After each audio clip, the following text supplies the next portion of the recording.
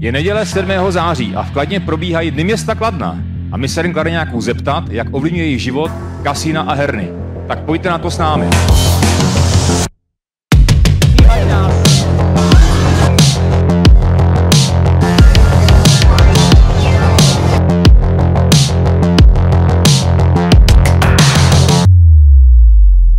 Dobrý den, máte nějakou osobní zkušenost s hraním v kasínách nebo v hernách? Dobrý den, určitě ne. Dobrý den, také ne. Nemáte. Máte nějakou osobní zkušenost s hraním v kasínech a v hernách? Mám docela dost bohatou a myslím si, že by se to mělo úplně zrušit všechno. Ono, víte co, prvně vás to nějak prostě vtáhne, párkrát vyhrajete, ale pak se to úplně, to furt prohráváte. To, co vyhrajete vlastně, tak tam zase necháte, naopak ještě přidáte. Nikdy, ani mě to nelákalo. Dobrý den, máte nějakou osobní zkušenost s hraním v kasínách nebo v hernách? Ne, nikdy jsem tam nebyl.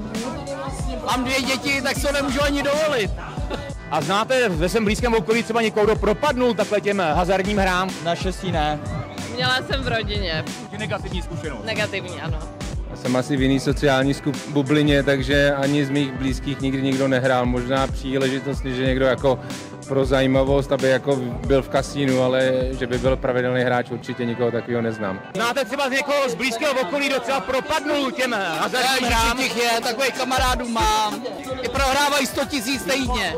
Takže opravdu vysoký částky. Je to hrozný. Znám třeba od nás chlapa, který dokázal prohrát celou hospodu. Takže to jsme v milionech. A dokážete třeba popsat, jak ovlivňuje ten váš život na Kladně právě ty kasína a herny v blízkosti škol, domů a tak dál?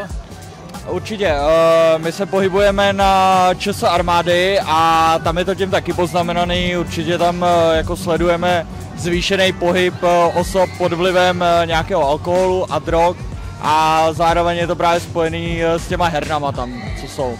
Takže určitě jakoby ten vliv pozorujeme a určitě negativně. A dokážete třeba popsat, jestli ovlivňuje a jakým způsobem právě tady ty kasína, ty herny na těch sídlištích v Kladně ovlivňuje život Kladeňáků, nebo jestli vám to osobně třeba nějak vadí?